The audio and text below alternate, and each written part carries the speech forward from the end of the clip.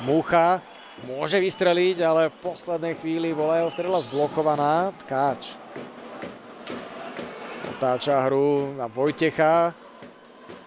Veľmi umné s citom vysunutie od Tkáča. Vojtech z toho môže stále ťažiť. Na strelu pre Ranku, je to gól! So šťastím, ale Vojtech dáva gól a Liptovský Mikuláš vedie 3-1. Egle sa presunul pred bránku. Zrejme od neho sa puk odrazil za Lakuvého, ktorý sa len obzrel po svojich spoluhráčoch. Vidíme Korenčíka s Holendom, ktorí bránili akoby sami seba. Teraz vidíme, že sa dostali dvaja Žilinčania do kontaktu.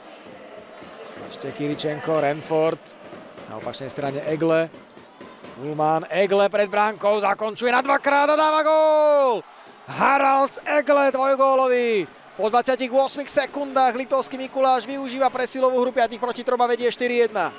Egle sa predsa len ku svojej príležitosti dostal po prihrávke Ullmanna. Turini tam prikorčoval neskôr a hoci prvú strelu ešte Lakuve kryl, následnú backendovú dorážku už nie.